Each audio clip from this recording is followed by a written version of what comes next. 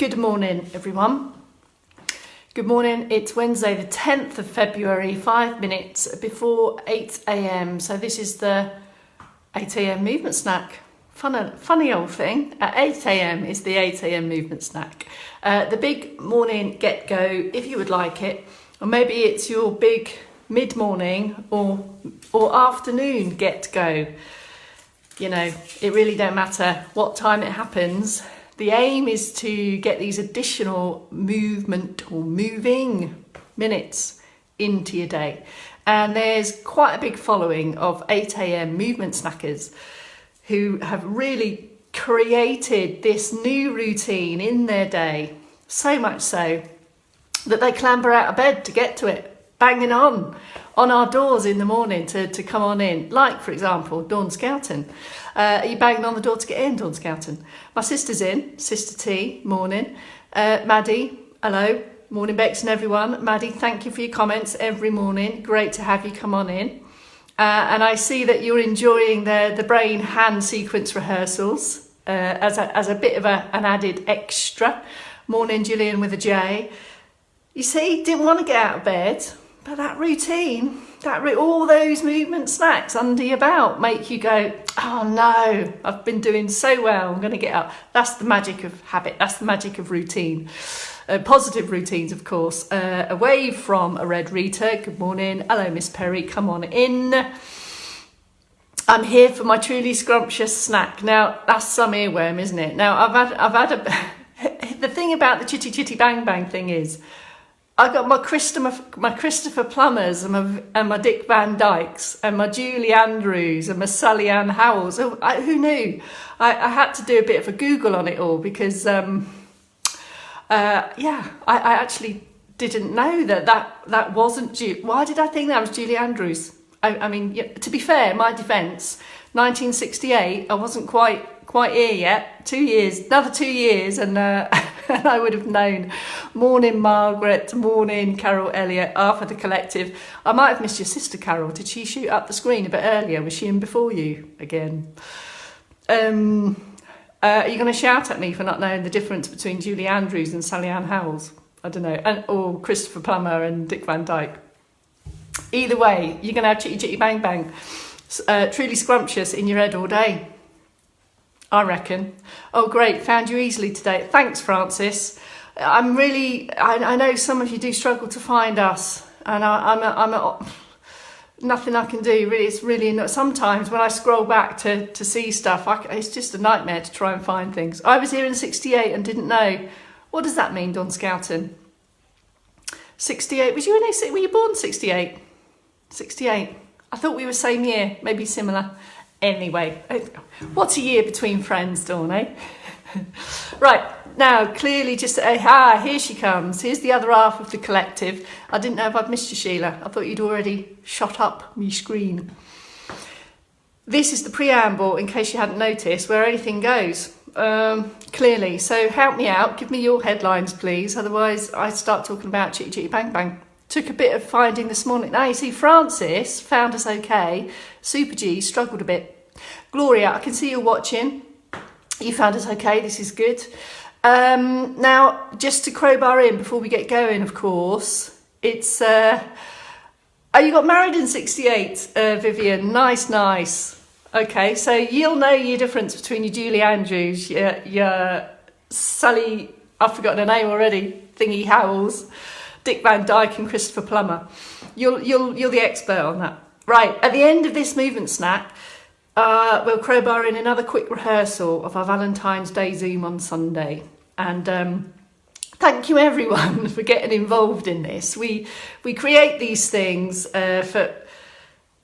for one reason really, just to respond to what we're hearing and sensing from you all. So we put out that event on Sunday and we've got about 35 of us now in on the Zoom. So we'll do a quick rehearsal of my routine and Kelsey's routine immediately after this movement snack. Good morning, Roshi. It's the dynamic duo are in. That's it.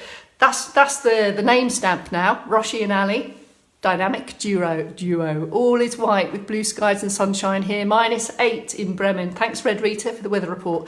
Diana Ross, you've you've just skidded in just as I'm about to say 3, 2, 1. Good morning, my name's Bex Townley from Later Life Training. Here comes right at you, your 8 a.m. movement snack. Get go. Sit or stand, you choose. We can do some circ boost, top to toe, inside out. Movement snack to then deploy into your day. Make the most of your moving parts and supporting parts. Hello, Diana Wines, come on in.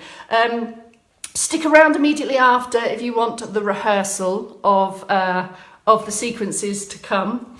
But I'll remind you of that when we get there. Kathy, you're in live, morning, and I think I saw Suzdy come in. Susanna, welcome, come on in. Rightio, sit or stand. I'll go for the stand prompts today. If you know what's coming, carry on without me, you know, just take from this movement snack what you would like. Quick check-in stand positions then, external support close to hand if you would like, to the side or in front. Lengthen, grow from the middle bit. Remember, you might want to just put your fingertip on the top of your hip, thumb on the bottom rib, and can you get comfortably taller? By that I mean you should still be able to breathe comfortably. Shoulders back and down, feet hip width, not too wide, not too narrow. Get going on the circ boost. Start steady and stay steady. By that I mean just get moving and feel how it is for you. And what we're aiming for is a steady, rhythmical march, walk, whatever you want to call it. The ranges of motion are fairly small, but my biggest focus is the range of motion at the ankle. Lifting the heels, trying to peel the feet. Have a listen. If you can hear your stomp, then can you kind of modulate that ankle movement, peeling the heels off to get rid of it. Keep that centerpiece, the centerpiece, strong and lifted and open and proud, whatever other words you want to use to feel up, steady, strong, and then bring in 1 or 2 arms. Keep using this support as you would need. That's pretty much your standing prompts. Keep that going, tickety-booing over. Feeling steady, feeling comfortable. Everything is can-doable. Here's the sit prompts. Away from back of chair. You're doing the work, not the chair. Lift and open, that same length between hips and rib is there. Tucking the elbow in, just feeling the smooth movement. And it might be that it's a smaller range of motion. It might be that it's slightly bigger. But we want this consistent rhythm, and that's how we generate this light lift in the heart rate and why we keep it going for a couple of minutes. If you know you're coming up to stand, you probably know what I'm going to say by now. Take time to lift and shift, and just think about this one as well. No cheating, so no chair pushing. There's value in all of these movements if you would like them. Hip walk forward and then involve the feet if you would like. And this march is, if you can, generate it from the floor. There's a really different feeling to lifting the knees to pushing the knees up. Bring it all together as and when you're ready, or mixing it up. There's the top end. You might want to do that separately to the bottom end. If you feel a bit squished here at the hips, you might want to take some extensions every now and again just to mix up these ranges of motion and then find this steady rhythm. How's that going? How are you feeling? Are you feeling the need to take some deeper breaths? That's really what we're after. I'm going to push up to stand. Stay and sit if you would prefer, if that's your preference. So I'm going to be up standing and take a last 30 seconds or so, exploring perhaps bigger movements. Keep switching through the arms on this external support if you would like. Can doable, comfortable, steady. Keep everything open and active. And we're aiming for 2 minutes or so, 2.5 minutes max. And you're going to get this light lift of the heart rate and this just flurry of activity, all this positive stuff but they're buzzing around. We've increased the blood flow, we've increased the warmth into the muscles, we've got the joints a little bit more ready, and that really is the value of gradually introducing the body to movement if you're about to move more. It will thank you for it. Okay, circ boost done. Moving on to the 3 key movements of the top end, shoulders, neck and head. Starting with, always feel strong and steady in whatever position you're in. There's value in this setup. There's the stand, there's the sit, and start to feel your way through the shoulders. When you go for the lift, have an extra thought that you've gone all the way down, down, down, down. Finish off the job, as I say. And as soon as you've found that comfortable lift and lower, bring in the circular backwards movement. And in a chair, you might want to bring in a hand slide with that, or you might want your arms down by the side with that, or you might want to support the arms here with that. It's not about the arms, just put the arms wherever they're comfortable to generate and be able to get the shoulder blades moving, get the upper back moving there. You can see there's the movement. So reaching, grabbing, lifting, carrying isn't just about the arms and these bits of the shoulders. It's about how the trunk moves and how the shoulder blade, these are shoulder blades moving behind. So lift and open, and you'll start to feel, it's very similar to that chest stretch position from 4 p.m. All right, first bit done. And of course it counteracts all the bendy flexy type movements we tend to slump into if we've been active for a bit too long. All right, set up the underneath bit then. Underneath, all the work, like an iceberg, 9/10 underneath, shoulders down, lift and lengthen, steady as a rock under the water, and then in the top end, there is your head turn. Pause in the middle. This just allows you to check and reset, and then there's the other. Now, we're specifically looking at a sideways head turn there. Pause back to the middle. My hands are only here to demonstrate that my chin stays level. It's not lifting or dipping. And that just gives us a reference point to be as specific as we can for that head turn and feel what's happening. All of these are slow, and it's not about doing lots and lots of them. It's about the quality of the movement and having a sense literally of how your movement is, so that it's either something you're looking to maintain or something perhaps you're looking to improve on. So there's your head turn. Funnily enough, this is so we can turn our head and see where we're going. Second movement of the top end is, no, it's a complete lie, it's the third, for anyone's counting, it's the third, is the head movement, the chin tuck, or the head movement, yes, pressing back there, that's the movement. And again, chin stays level, can you see? So there. And we call it the kind of chinny chin chin, give yourself a double chin, win-win. There you go, that was the words I was trying to find. And the sense, the feeling is, imagine you're giving yourself pillow hair, easing the head back. And this all serves to mobilise the neck, release perhaps tension, just increase movement. Perhaps these are movements you wouldn't ordinarily do.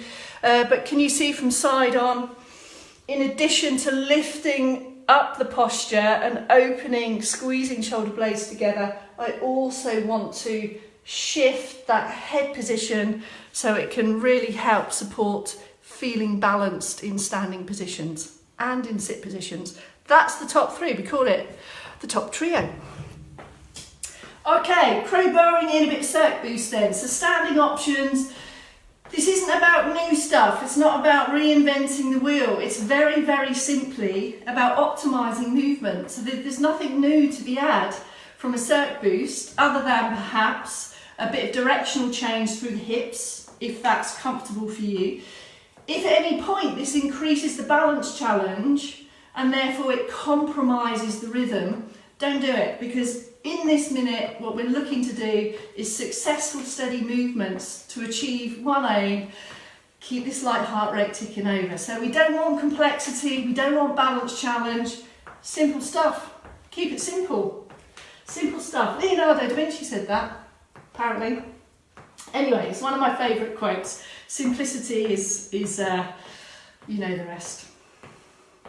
Okie dokes. Right, take a pause. Now then, sit options in there as well. Bit of an extra crowbar there. Bigger movements on this second round of Cirque Boost if you can. And perhaps you want to take the row action instead. And the lower limb ones still apply. Feet maybe forward, bring in a little bit of alternate toes. Step back to bring in the heels. Okay, that's our second round of Cirque Boost. 3 movements from the trunk. Now all of these, or the first 2, require us to lift first in sit positions. Have a double check. Is the weight even across your buttocks? So we're looking not to slump and we're not looking to lean. So upright supported, arms to the side, or here, or here, or here, wherever you feel to take that first bend. So in general, take the first one smaller. We want it to be successful. If it feels successful, repeat it just to check. Yep, that's consistency. And then you can start to nudge it. I was going to say nudge it up, but on this case it's nudge it down. So fast 2, just go for the minimum. And then the next 3, 4 or 5, can we squeeze a little bit more controlled range of motion? And you can see I'm using my arms in lots of different ways here. It's really what is comfortable for you. Of course, the reason for me to bend is probably because I want to get my hand somewhere to pick something up, or to move my socks or my clothes, or to wash, for example. In stand, exactly the same, but now we have our legs to consider. So the knees a bit bent, feet are wider, successful balance, get that 9/10 under the iceberg is a massive contributor to successful movement. There's the stand option. And I'm able to take that range of motion because of the support that I'm getting from my legs, my hips, my centre piece. There you go, that's your side bends. Pause in the middle, lift before you bend.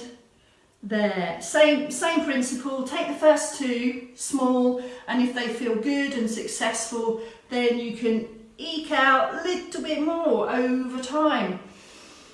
I was going to say there's nothing rocket science here. Not rocket science, it's more important than that. And it really is the simple prompts, the simple things. There we go. We need to be able to bend and reach and grab and sit to stand in daily life. Just this. Right, let's go for turning then. While I'm in stand, let's do that first. You might want to have it's not your feet, support in front of you, keep this wide base, and then all those support points remain the same, and there's the turn. The success and the effectiveness of this movement again comes from the support. So don't skip the support bit. It's quite often the poor relation, and we just think about the movement. We need to think about both of these things there. And we're trying to get even more range of motion on our twisty bits. In sit, of course, the weight isn't through the legs, the weight is through our hips and our buttocks. So this becomes a key point to consider as you turn. Shouldn't have any buttock drift or shift or leany bits. Up first and then take the small turn. So take the first couple small. Do you feel in control? Are they successful? If so, can you squeeze and ease a little bit more? And the same thing goes, you might want to bring in an arm across there or here. The movement is initiated from the middle bit. Now this can feel, it's hard work for the posture muscles to hold us upright, and this is why we slump.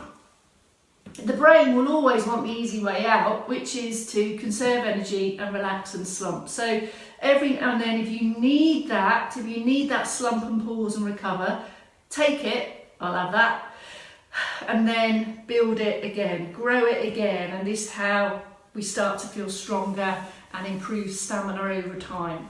Right, third movement of the trunk, sorry I went off on one a bit then, is the back extension, or big extender as we've become to call it. Same things apply here in sit, anchor the buttocks, come up to your upright position, and then we add an extra squeeze. That's the view from the front end. If you feel comfortable to slide one hand or perhaps two hands just aside of the hips, that might give you an extra kind of indicator really. It also helps to ease and lift if shoulders are comfortable. Doesn't have to, could be here. In stand, if I show you side on, close to the support, make sure you don't get any hip thrust going on here. Again, that support, rock solid at the bottom end, grow up to upright posture, and there's the extension. And the gaze stays fairly forward again. I'm not knocking the chin up. Can you see here? With arms, it looks like this. Keep using this external support if that helps. Just be aware that the movement is from the top end, and you shouldn't feel any backward sway. And if you're starting to feel that you are, just put a little fingertip touch in front here, and that will give you a little bit more information. Keep the same tension on the fingers, and that way you know you're not going to get that unwanted sway. How's that? 3 from the trunk. Bending, twisting, extending. They're already in your day. There's no frills in these movement snacks. It's just purely about the movement. Right, third round of circuit boosts.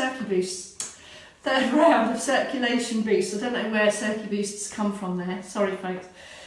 Here you go. Arms and legs if you would like. Bigger if you would like. You might want to just take a little bit more on the knee lift. Remember, higher knees will increase the balance challenge. So keep it steady, keep it rhythmical. Same in sit. Extra extensions in sit if you would like. Okay, last trio is the ankles and the feet. I don't wear socks in my 8AMs here because I've got a slidey floor.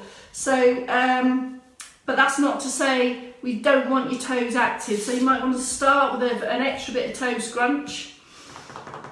Someone yesterday was saying how they're enjoying the toe scrunches, and it's the name has slipped my mind. It will come to me in a moment. Okay, let's just start with toe hinges then. So leave the toes behind and get some extra lift on the heel raises. Same in stand.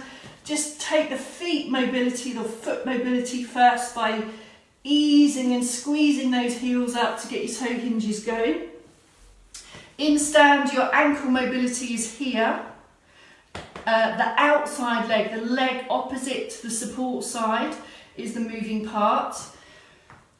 Encouraging you to take 1 or 2 and then step out of that and then set that relatively, it's almost a balance challenge as well. That's why we need this external support, but intermittently on one leg. Now, if you are able and comfortable to do that without a balance challenge, it might look like this. But use these external supports. Not looking for a wobble on this. We're looking for range of motion on the ankle. Try to get the toe where the heel is. And can you see you've got the hip, the knee and the ankle going on here? All of those needed in walking. In sit can be the same. Have a look there. Just be aware when we start to focus on something down here, the tendency is we start to lose sight of what's going on in the middle bit. So keep that activity, keep that lift. You might want to put in some extra support with the arms. That will act as a reminder and also as an extra support. There you go, there's the feet. Same on the other. If you feel a bit squashed in the middle, you might want a different option. Hip walk back, hip walk back, hip walk back. In this back end position in the chair, we've got loads of support on the thigh, so the leg is supported. Sweeping the foot off a little bit. If I just roll my trousers up so you can see, and there's the foot movement. Specifically, a push and a pull, a flex and a point. No wafting or wiggling. We really want to be specific. The more specific we can be, the more specific the gains and the outcomes. And get your toes going on in there as well. Splay and scrunch the toes inside your shoes or your socks. Right, that's it. Last bit to bring it all together, if you would like. Either last flurry of arms, you might want to bring in a little bit of height there as well, maybe bring in a bit of lift and extend as you go. Rehearsing footfall from the chair, bringing that heel strike in with the weight transfer, with that straight back hip hinge, buttocks working, and in stand there's your deliberate strides. Extra lift of the heel at the back end, extra raise of the toe at the front end. All comes together. It all fits together. It's like a big jigsaw, but without the backache or the brain ache. All right, let's go for this. Few shirt offs. We love a shirt off. Bringing all those movements together. In daily life, all these movements come together. We very rarely do one movement in isolation. Beck's hugs to finish. There we go. Everything has been moved. How was that for you? I am gonna stay on with a quick 2-minute rehearsal of our Sunday Zoom. Toe scrunches are good. Who messaged me yesterday? Was it? It might have been you, Sue. Someone. I've got that it's Diana in my head. Anyway, right. Thank you very much. That's it. If you would like to stay for a very, very quick rehearsal for Sunday Zoom, if you've signed up for that, or even if you haven't signed up for it, but you're in for a bit of hand-eye brain thinky training, we're going to rattle through my sequence. We won't rattle. We'll go through it slowly. My sequence and then Kelsey's. All right. So I'm going to say goodbye to those of you that are leaving the movement snack.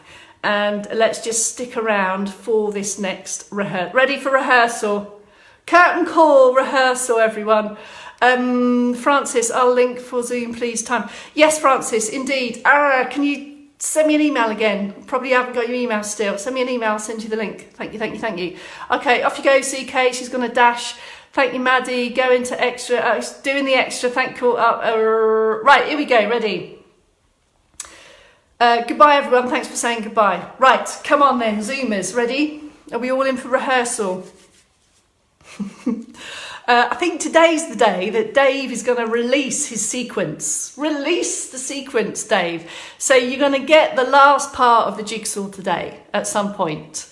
So let's, hopefully you've had time to absorb what's going on with mine and Kelsey's sequence. So here we go. Ready? Are you in the zone? This is not the movement snack. End of movement snack. It's gone. This is our rehearsal for our Valentine Zoom.